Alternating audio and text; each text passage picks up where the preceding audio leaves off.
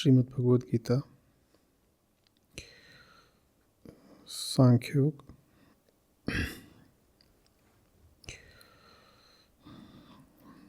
द्वितीय अध्याय श्लोक क्रमांक 48।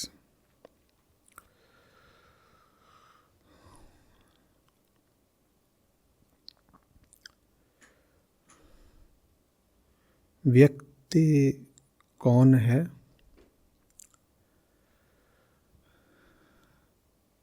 कर्ता कौन है?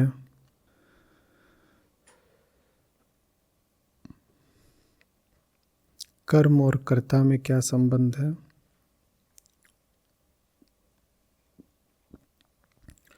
सब कर्म किसके क्षेत्र में होता है?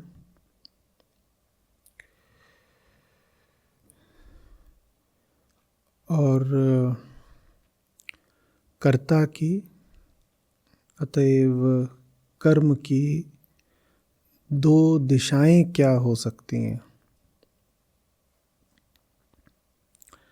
इससे संबंधित बात चल रही है।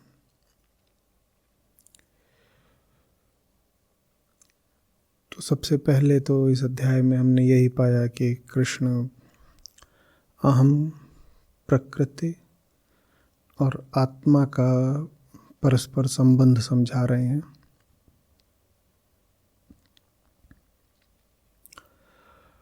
विशेषकर अहम का क्या उचित संबंध होना चाहिए प्रकृति से, उस पर बात कर रहे हैं।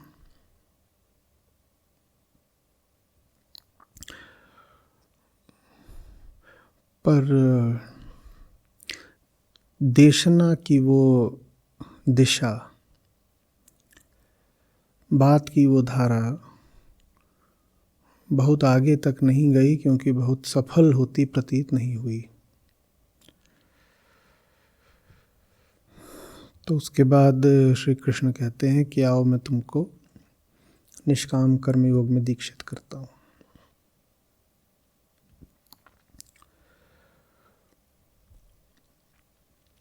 वास्तव में निष्काम कर्म योग की भी जो भी बात कृष्ण कर रहे हैं वो बस सांख्य योग के मूल सिद्धांत का ही विस्तार मात्र है। तो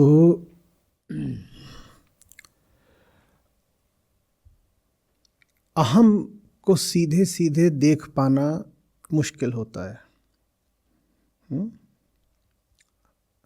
अति सूक्ष्म है ना अहम। और सांख्य योग को ही कृष्ण जब आरंभ में समझा रहे थे इसी अध्याय में, तो बार बार अर्जुन को अहम पर ले जाने का प्रयास कर रहे थे कि देखो तुम कौन हो, और देखो कि ये जो प्रकृति की धारा है, सब जीवन मृत्यु का खेल इसमें ही चलता रहता है। तुम्हें उस खेल में उलझना नहीं है, तुम्हें उस धारा को चीर कर मुझ तक पहुंचना है। मैं कौन हूँ? मैं आत्मा हूँ, मैं कृष्ण हूँ, मैं सनातन हूँ। पर अहम सूक्ष्म होता है तो वहाँ बहुत बात बनी नहीं।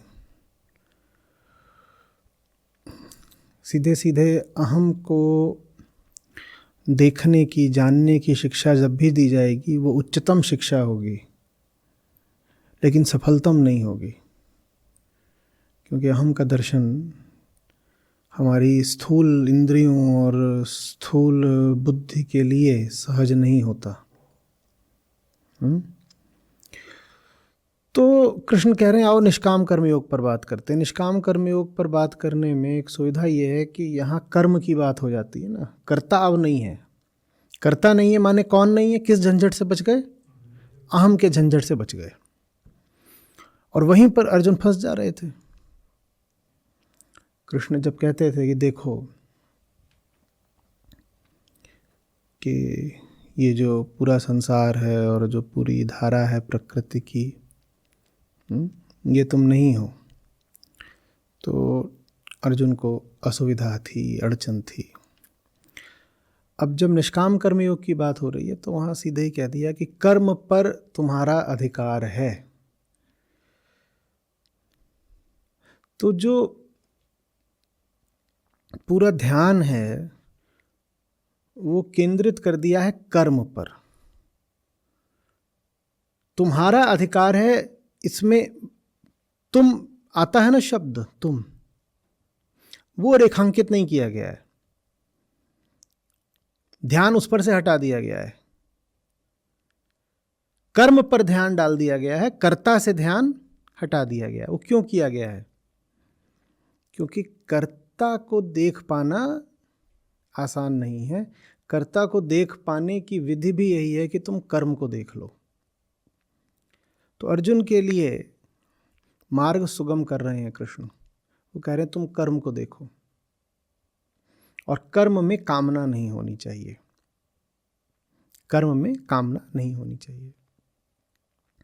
वास्तव में अगर कर्म को देखना है तो देखना तो कर्ता को ही पड़ेगा,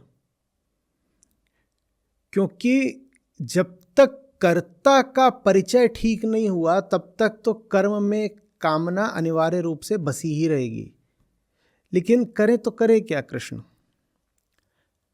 अर्जुन कर्ता तक जाने के लिए तैयार ही नहीं हो रहे। तो अर्जुन को कहते हैं देखो कर्म पर अधिकार है, कर्म फल की बात छोड़ दो, माने कामना को छोड़ दो। और तुमसे ये भी नहीं कहा जा रहा कि यही कामना बना लो कि कर्म फल का त्याग ही करना है। कर्मफल का विचार न तुम इस दृष्टि से करो कि भोगना है, ना इस दृष्टि से करो कि त्यागना है। उसका विचार तुम करो ही मत, तुम तो कर्म में डूब जाओ। वास्तव में जब कर्म में डूबने को कह रहे हैं तो और कुछ नहीं कह रहे, वो अहम की ही शुद्धतम अवस्था की ओर प्रेरित कर रहे हैं अर्जुन को। कर्म में डूबना क्या है? कर्म में डूबना है कर्ता का आत्मस्नान।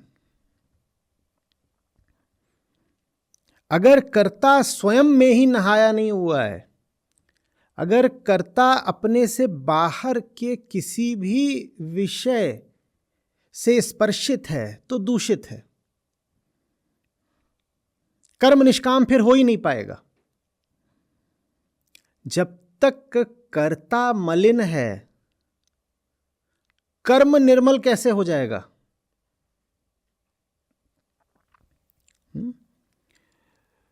तो अब जरा परोक्ष रूप से काम हो रहा है, कह रहे हैं अच्छा कर्म साफ करना है, और अपेक्षा यह है कि कर्म को साफ करने की प्रक्रिया में कर्ता ही साफ हो जाएगा। यह बाहर से भीतर आने की प्रक्रिया है। यह प्रक्रिया अपनानी इसलिए पड़ रही है क्योंकि भीतर से बाहर जाने का जो काम था वो अर्जुन पर उतना लाभप्रद दिखा नहीं। समझ में आ रही है बात? ले दे करके बात वही पुरानी है, सहज सरल साधारण। क्या? तुम कौन हो और तुम्हें होना क्या है, बस इतनी सी बात है कुल अध्यात्म। इसके अतिरिक्त अध्यात्म कुछ नहीं होता। इसके अतिरिक्त अगर अध्यात्म के नाम पर बहुत इधर उधर की बातें हो रही हो तो जान लेना कि शोर शराबा है, किस्सा कहानी है, कुछ मनोरंजन कुछ और है, उसका अध्यात्म से कोई संबंध नहीं। तुम कौन हो और तुम्हें क्या हो जाना है, बस यही अध्यात्म कुल, इसके अतिरिक्त कुछ नहीं। यही है। तो ये जो निष्काम कर्म योग है ये भी बस उधर को ही ले जा रहा है। मैं इस बात पर इतना जोर इसलिए दे रहा हूं क्योंकि निष्काम कर्म योग जब हम बोलते हैं तो उसमें वही हो जाता है जो होना नहीं चाहिए। हम कर्ता को बिल्कुल भुला देते हैं। हमें लगता है बात तो सिर्फ कर्म की हो रही है। कर्म की बात इसलिए हो रही है ताकि कर्म के माध्यम से कर्ता की परिशुद्धि की जा सके।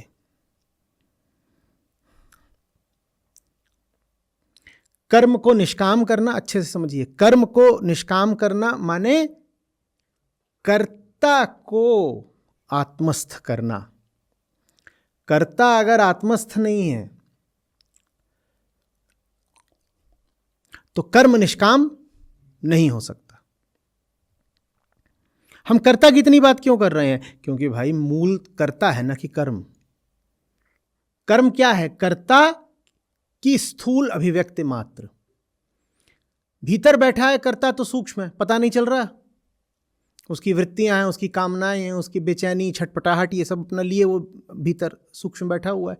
और वही सब जब अभिव्यक्त हो जाता है तो उसको हम कह देते हैं ये क्या हो गया? हम कहते हैं कर्म हो गया। वो कर्म आया कहाँ से है? वो कर्ता की भीतरी बेचैनी और कामना और भ्रम इत्यादि से ही तो आया है। तो कर्म को देखना विधि के तौर पर अच्छा है, पर कर्म अंत नहीं है। जब कर्म ही अंत बनने लगता है तो पाखंड शुरू हो जाता है।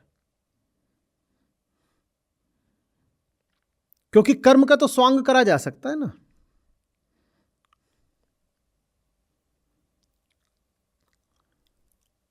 भीतर बाहर में भेद रखना कोई बहुत कठिन काम तो नहीं है, हम उसमें बहुत पारंगत हैं, है ना।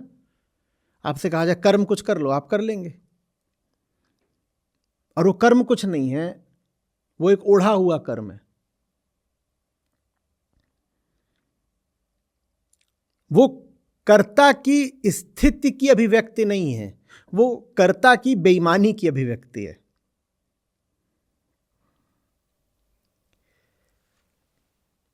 मुझे बुखार है, डॉक्टर मुझे थर्मामीटर देता है, कहता है बताइएगा ज़रा। और मैं जाहिर नहीं होने देना चाहता, प्रकट नहीं होने देना चाहता कि मुझे बुखार है।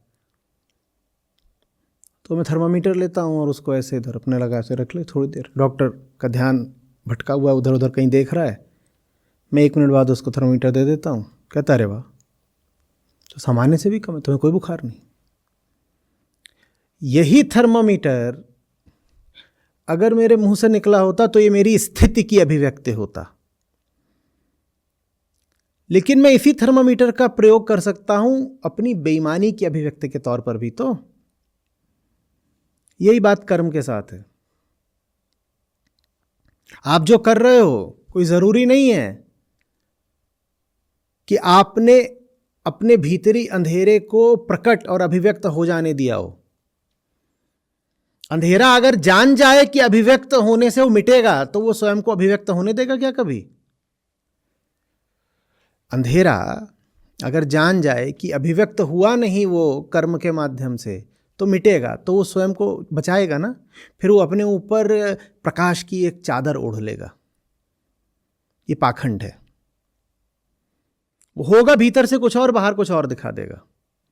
ये समस्या आती है जब हम सोचने लग जाते हैं कि निष्काम कर्मयोग कर्म के बारे में है। फिर सारा ध्यान किस पर बैठ जाता है? और कर्म में पाखंड बहुत संभावित होता है। अभी आगे कृष्ण उस पर बात भी करेंगे अगले श्लोकों में।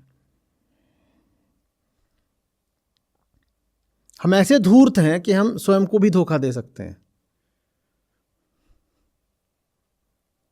हम स्वयं को ही जता सकते हैं कि देखो मैं बढ़िया आदमी हूं, मेरे कर्मों को देखो ना।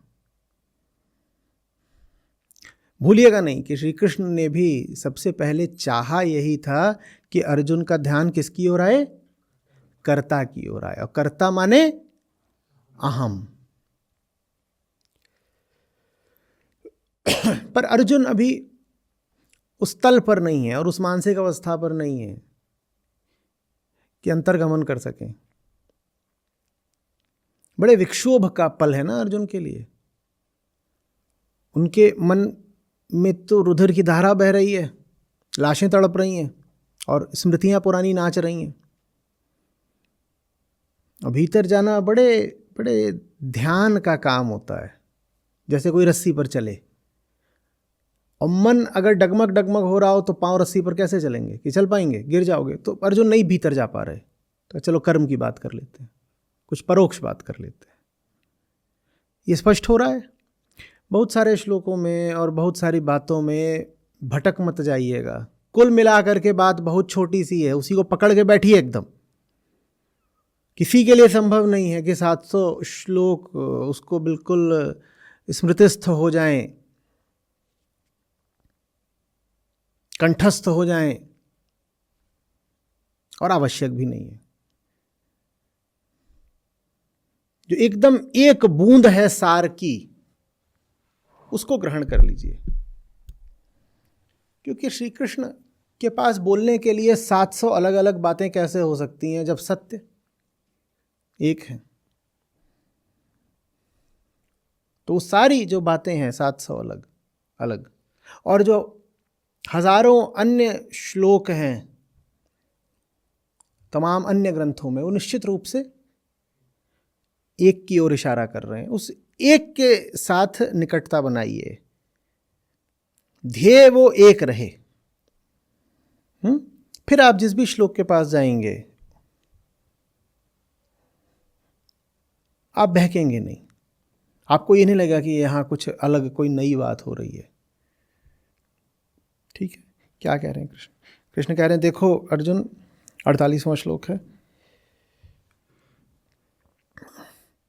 एक के साथ रह करके, अब योगस्थ बोला है, कुछ भी बोला जाए सिर्फ 3 की भाषा में पढ़ना है उसको। समूची गीता के शब्दकोश में कितने शब्द हैं? कौन कौन से? अहम, आत्मा, प्रकृति। हां, इन 3 शब्दों के समानार्थी बहुत सारे और शब्द हैं, लेकिन उन शब्दों को अलग नहीं मानिएगा, लौट के इन्हीं 3 पर वापस आइएगा। तो योगस्थ, अब इस शब्द को, योगस्थ को इन 3 की भाषा में बोलकर बताइए। और आत्मस्थ माने क्या हो गया? इन ये जो 3 थे, आत्मा, अहम, प्रकृति, आत्मस्थ बोलते ही किन 2 की बात हुई? अहम और आत्मा की। ठीक है, ऐसे पढ़ना है, ऐसे पढ़ना है। योग माने अहम और आत्मा का मिलन। तो जैसे योगस्थ कुरु कर्माणि संग त्यक्त्वा धनंजय, संग का त्याग करो धनंजय। अब ये संग में कौन, यही इन्हीं 3 से बाहर नहीं जाना है, ठीक है ना, ये शर्त है। संग माने किन 2 के संग की बात हो रही है? अहम और प्रकृति के। संग त्यक्त्वा में किसको कहा जा रहा है क्या त्यागने के लिए? अहम को कहा जा रहा है प्रकृति को त्याग दो। संग त्यक्त्वा और योगस्थ क्या बिल्कुल एक ही बात है? हाँ या ना, जल्दी। हाँ, एक ही बात। एक जगह कहा गया है आत्मा से मिल जाओ, किसमें कहा गया? योगस्थ में। और एक जगह कहा गया है कि प्रकृति के संग का, दोनों एक ही बात। ऐसे पढ़ना है गीता को। जो ऐसे पढ़ लेगा वो गीता से कुछ पाएगा, जो ऐसे नहीं पढ़ेंगे उनके लिए फिर शब्द ही शब्द हैं, श्लोक ही श्लोक हैं, बिखराव ही बिखराव, विविधता मात्र है। और सारी विविधता कहां पाई जाती है? ये बात ऐसे ऐसे सारी विविधता कहां पाई जाती है? तो जिसको सब श्लोक विविध लगे वो कहां खोया हुआ है? आत्मा मिली उसको। तो जिसको अभी सब श्लोकों में लगे अलग अलग बात हो रही है, वो गीता के ही संदेश से चूक रहा है। गीता कह रही है जहां विविधता दिखे उसी से तो दूर जाना है। किससे दूर जाना है? संग त्यक्त्वा, किससे दूर जाना है? प्रकृति से ही दूर जाना है। और प्रकृति में विविधता है, और तुमको लग रहा है सब श्लोक अलग अलग बात कर रहे हैं, तुम कहां खोए हुए हो? समझ में आ रही है बात? कभी कोई श्लोक सामने आए, बेधड़क होकर के पूछो वो 3 कहां है, इसमें 3 कहां है? हाँ, कोई भी तुम्हारे सामने बड़े से बड़ा एक्सप्रेशन रख दिया गया है, तुमको उसको ax + by + cz में ले आ देना है। ABC हर श्लोक में अलग अलग होंगे, लेकिन XYZ वही रहेंगे। XYZ क्या है? अहम, आत्मा, प्रकृति। और अगर तुम किसी श्लोक को ax + by + cz में नहीं ला पा रहे हो तो मतलब अभी तुम उसे समझे नहीं। अभी तुमको अगर ST, UV और बहुत कुछ और भी दिखाई दे रहा है, everything should be reducible to XYZ। ये बात समझ में आ रही है? अगर कुछ चौथा दिख रहा है तो उसका क्या अर्थ हुआ? कि वो जो चौथा है वो निश्चित रूप से इन्हीं 3 में से कुछ है, वो मैं देख नहीं पा रहा हूं कि वो इन 3 में कहां है। अच्छा, आगे बोल देंगे मान लो क्षेत्र, वो इन 3 में कहां आएगा? अरे वाह, बढ़िया जा रहा है।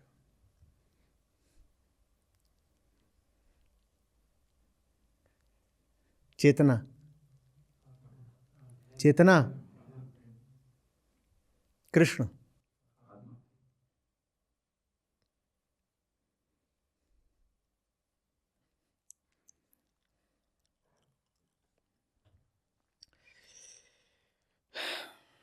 सिद्धि और असिद्धि में, पाने में और खोने में, सफलता में और असफलता में, प्रमेय में और अप्रमेय में, ये सिद्धि असिद्धि, ये जोड़े कहीं भी दिखाई दे, तीनों में क्या है?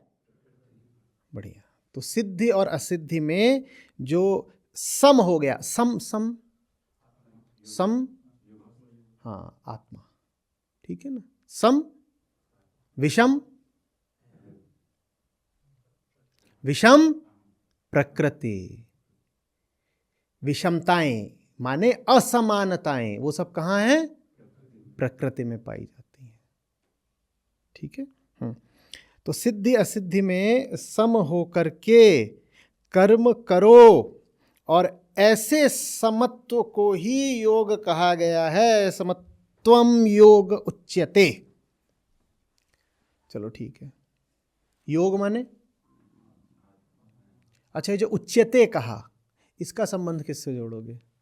उच्यते माने कहा गया है, किससे जोड़ोगे? इन तीनों से में से किससे संबंध जोड़ोगे? गलत, गलत। कहा गया है, किसने कहा गया होगा? किसने कहा होगा? अगर कृष्ण भी उद्धृत कर रहे हैं कहने वाले को, वो कौन होगा ऐसा कहने वाला कि जिसकी कही बात को स्वयं कृष्ण भी उद्धृत करते हैं? आत्मा। तो उच्चते किसके लिए? और नहीं तो क्या जो सड़क का आदमी है उसकी कही बात को कृष्ण उद्धृत करेंगे?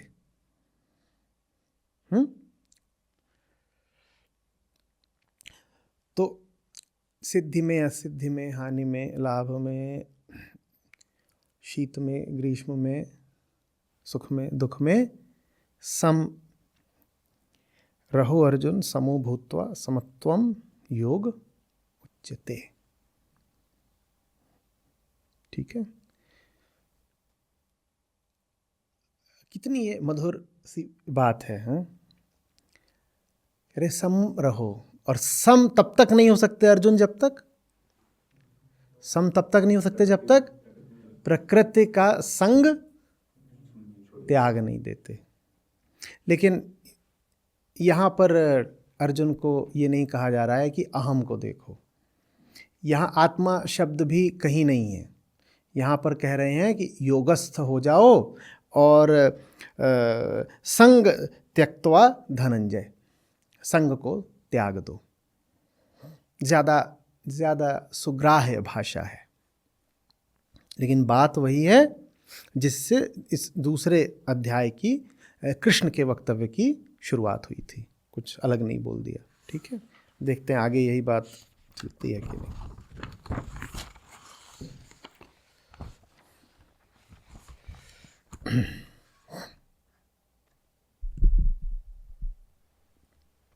अब अगले जो 2 श्लोक हैं, ये वही श्लोक हैं जिनके साथ विशेषकर अन्याय किया गया है। हम चूँकि अध्यात्म को, धर्म को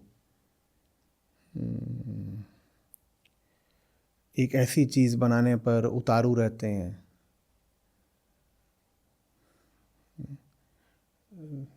जो पारलौकिक है, जिसे समझा जा ही नहीं सकता।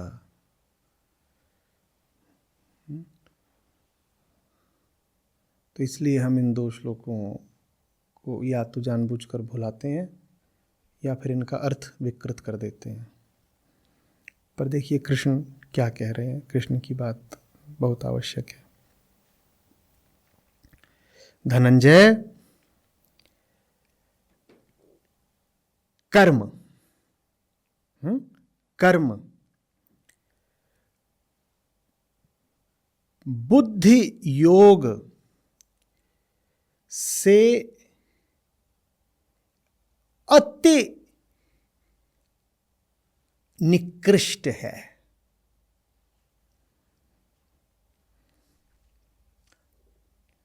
कर्म, किस कर्म की बात कर रहे हैं यहां पर? हाँ, सकाम कर्म, सकाम कर्म, काम में कर्म, कर्म कांड, जिसमें आप कुछ भी करते ही इसीलिए हो कि इससे मुझे कुछ लाभ मिल जाए।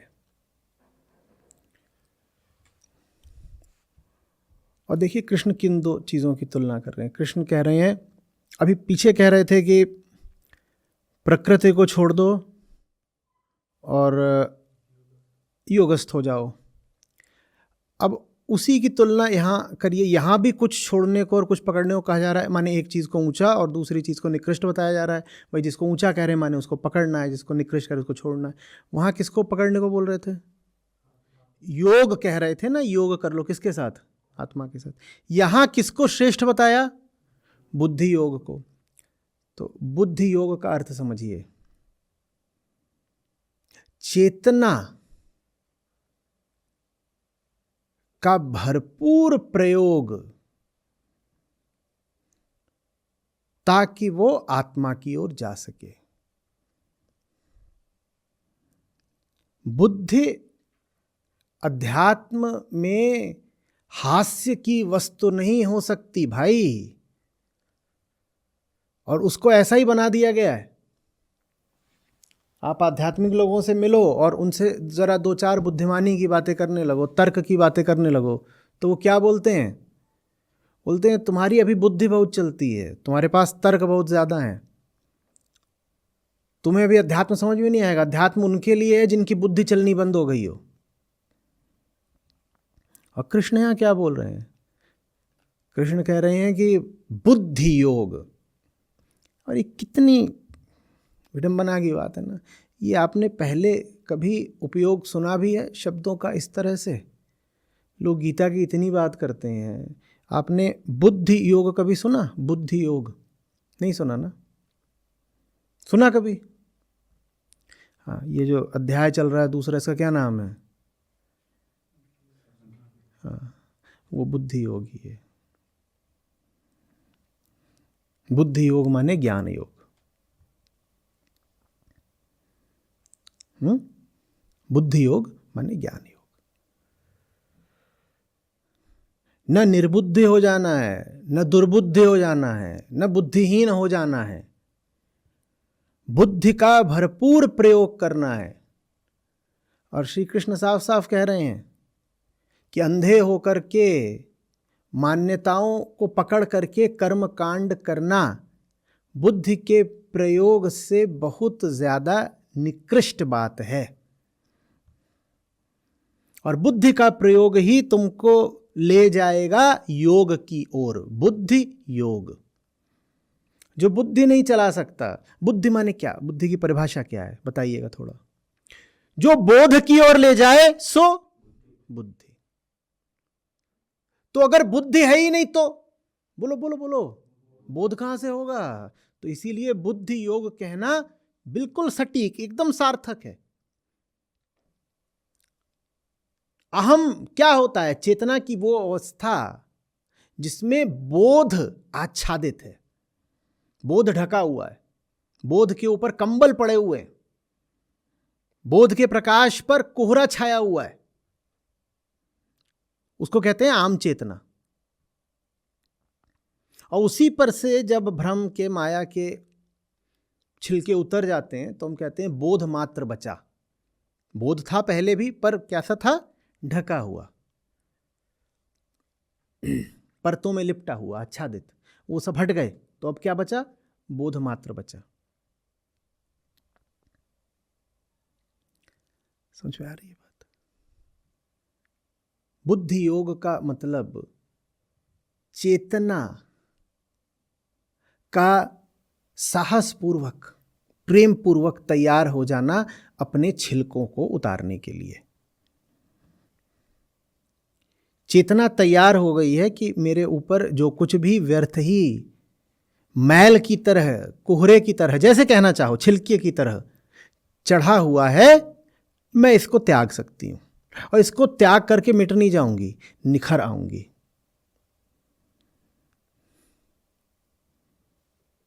प्रकाश मात्र बचेगा। ठीक वैसे जैसे अंगारे के ऊपर राख लिपटी हुई हो, राख हटा दो तो क्या होता है, अंगारा समाप्त हो जाता है? नहीं, उसकी दहक फिर दिखाई देने लगती है, उसका ताप प्रतीत होने लगता है, प्रकाश प्रतीत होने लगता है।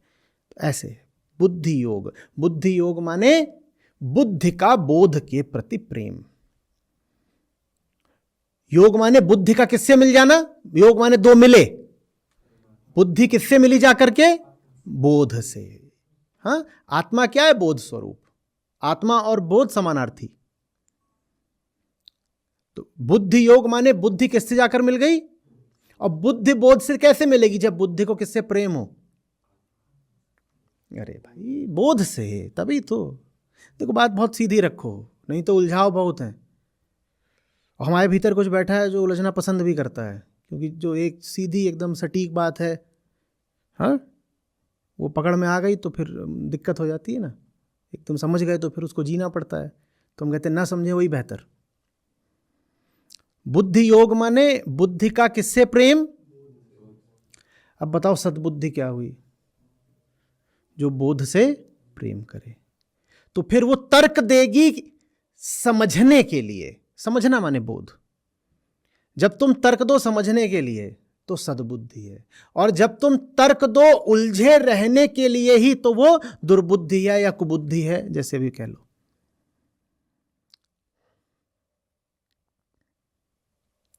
समझ में आ रही है बात। बुद्धि दोनों दिशाओं में चल सकती है। बुद्धि कह सकती है मुझे जानना है, जब बुद्धि कहे मुझे जानना है तो माने बोध से पड़ गई है प्यार में।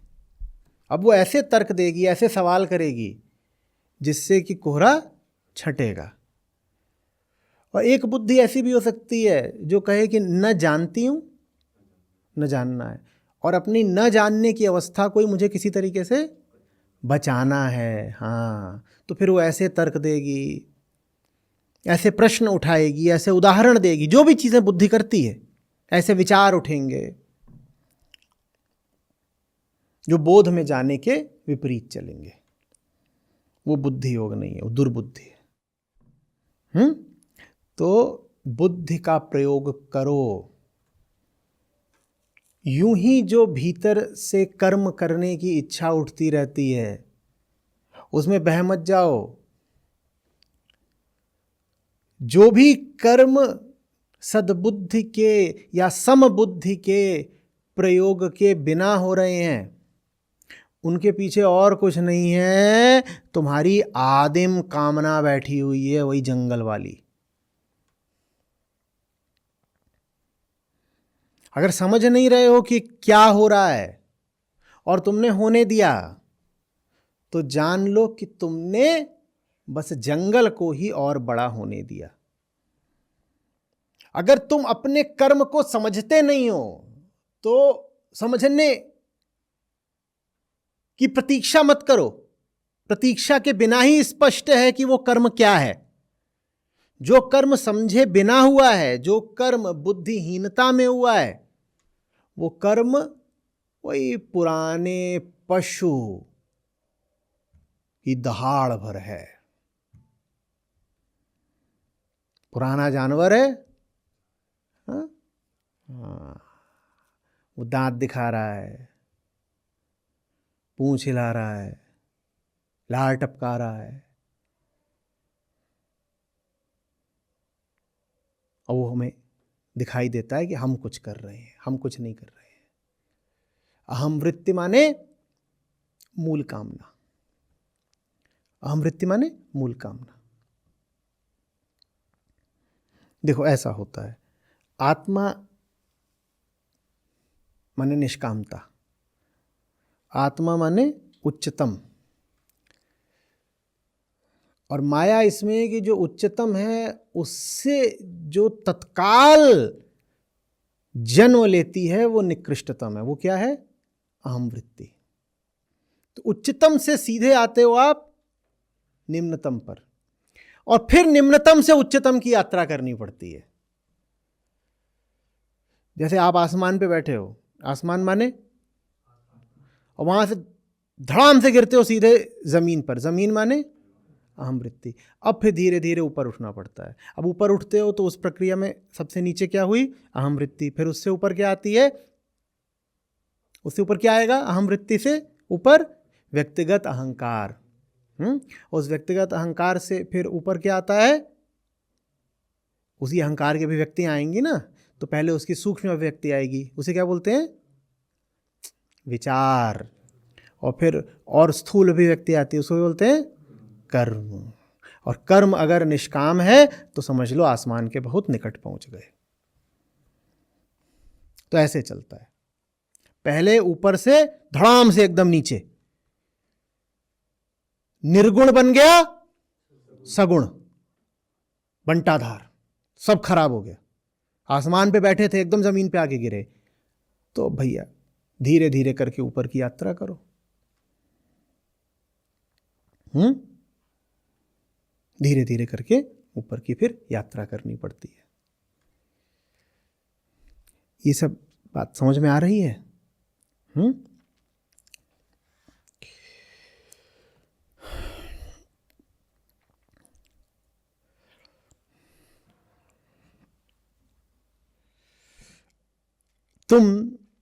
अतः तुम बुद्धि की शरण में जाकर के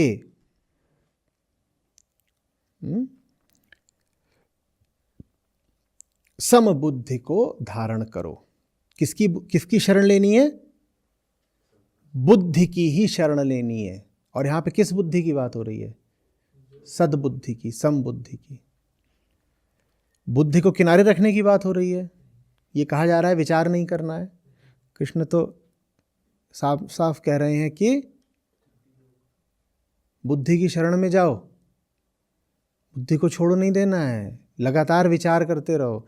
बस वो विचार सही केंद्र से हो, सही कामना से हो। सही कामना क्या होती है? मुक्ति की कामना, आत्मा की कामना। विचार लगातार चलता रहे, विचार लगातार चलता रहे, लेकिन सही नीयत के साथ। विचार के केंद्र में कामना उचित होनी चाहिए। जो लोग फल के उद्देश्य से कर्म करते हैं वे कृपण हैं। कृपण माने उनके पास कुछ नहीं है, दरिद्रता कह सकते हो, दीनता। वो बड़े दीन हैं जो फल के उद्देश्य से कर्म करते हैं। अब फिर से उन्हीं 3 पर वापस आइए। फल के उद्देश्य से कर्म करना माने क्या करना? जाके प्रकृति की गोद में बैठ जाना। क्योंकि समय कहाँ है तो फल भी कहाँ मिलेगा। तो फल के उद्देश्य से कर्म करने वालों को दीन क्यों कह रहे हैं कृष्ण? क्योंकि वो चले गए हैं किसी छोटी चीज के पास, और छोटी वस्तु से ही संबंधित हो जाना कृपणता है या दीनता है। अनंत वस्तु क्या है? और अनंत वस्तु को छोड़ के आप कहां जाके बैठ गए? प्रकृति के पास। तो कृष्ण कह रहे हैं कि ऐसे जो लोग हैं जिन्होंने बुद्धि को नहीं चुना, बुद्धि की अपेक्षा उन्होंने चुन लिया सकाम कर्म फल को, ये अत्यंत दीन है, दयनीय है। बड़ी इनकी बेचारगी लाचारगी की हालत है। अब अगर कृष्ण सकाम कर्म को और बुद्धि को एकदम अलग अलग रख रहे हैं, सकाम कर्म को प्रकृति की तरफ रख रहे हैं और बुद्धि को या सद्बुद्धि को आत्मा की तरफ रख रहे हैं, तो इससे एक बात और पता चल जानी चाहिए कि सही बुद्धि कभी सकाम हो ही नहीं सकती। क्योंकि कृष्ण ने तो इन दोनों को विपरीत रख दिया ना, बुद्धि को एक तरफ रख दिया और सकाम कर्म को एक तरफ रख दिया। माने कभी आपकी बुद्धि आपको लगे बहुत बढ़िया चल रही है, लेकिन चल इसलिए रही है कि कुछ उपलब्ध हो जाए, कुछ पा लें, कहीं नोच खसोट लें, किसी तरीके से अपने लिए कुछ भोगने को कुछ जुटा लें, तो जान लो कि ये बुद्धि, भले ही बहुत पैने विचार आ रहे हो, भले कोई कह रहा वाह क्या आइडिया निकाला है, क्या बुद्धि चलती है तुम्हारी, ये गजब योजना बनाई है तुमने, लेकिन ये बुद्धि बहुत गड़बड़ है। बुद्धि ठीक है या नहीं, इसकी कुल पहचान कैसे कर लेनी है? बुद्धि चल रही है कुछ पाने के लिए या बोध के प्रेम में।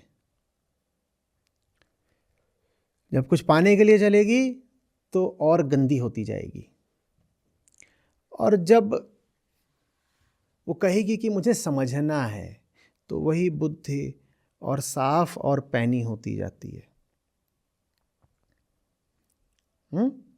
बुद्धि की पूरी प्रक्रिया का अंत हो जाता है जाकर के, कहो, बोध में। स्पष्ट हो रही है बात? तो यहां पर ये तीन जो निकले अब इनको पकड़ लेना, बुद्धि, बोध, सकामता। इन तीन को यहां पर कृष्ण ने पकड़ लिया है, लेकिन है यहां भी तीन ही, बुद्धि, बोध, सकामता। बुद्धि किसके लिए है? बुद्धि माने अहम, बोध माने, और सकामता माने, बस खत्म। तो इस श्लोक में और पिछले श्लोक में कोई अंतर? बस जिसको अंतर दिखना बंद हो जाए समझ लो कि वो निरंतर में पहुंच गया। आत्मा को ही क्या कहा गया है? निरंतर। आत्मा क्या है? निरंतर। निरंतर है उसी को फिर सनातन भी कहते हैं। जिसको अभी अंतर दिख रहा हो एक बात और दूसरी बात में, वो सनातन से बहुत दूर है, वो फिर सनातनी भी नहीं हो सकता। जो कहे यहाँ दूसरी बात है, यहाँ दूसरी बात, तो एक चीज दिखने लगे, बस एक। लेकिन दिख तो आपको अभी तीन रहे हैं, एक कहाँ दिख रहा है?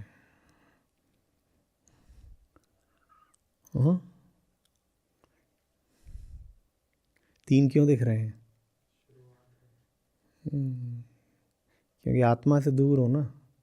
दो कर दिए, वो तीसरा उधर से खींच रहा है, फिर प्रकृति भी खींच रही है।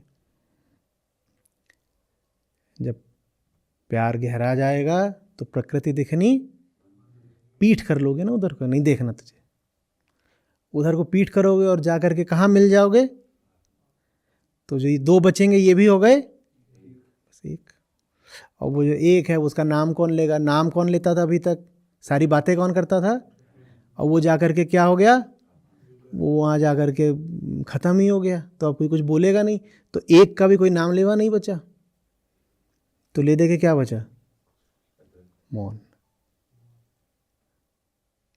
तीन थे, एक उपेक्षित होकर के मारा गया। कौन उपेक्षित होकर मारा गया? इतना अपमान हुआ, मिटी गई। बोले अरे हमारी ओर देख ही नहीं रहा, हम माया हैं, हम नाच रहे हैं, लुभा रहे हैं, रिझा रहे हैं, डरा रहे हैं, और तब भी कोई हम पे ध्यान ही नहीं देता। तो मारे अपमान के मर गई। अभी जो दो थे इनमें से एक जाकर के दूसरे से घुल ही गया, मिल ही गया, जैसे पानी से पानी। बचा होगा एक, और उसके बारे में कोई बोलने के लिए है ही नहीं, क्योंकि एक ही था बातूनी। कौन? अहम। वो जाकर के वहां मर गया, तो अब कौन कुछ बोले? तो कुछ शेष नहीं बचा। ये हो जाएगा 700वें तक भी? ये ज्यादा मांग रहा हूं?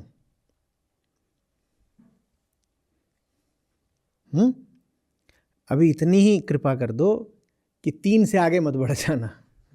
हाँ, फिर 2, फिर 1, फिर 0, वो अपने आप हो जाता है। अभी 3 से आगे मत बढ़ना। कोई भी श्लोक आए, प्रश्न यही है, 3 दिखाओ। 3 होने चाहिए, चौथा नहीं होना चाहिए। ठीक है?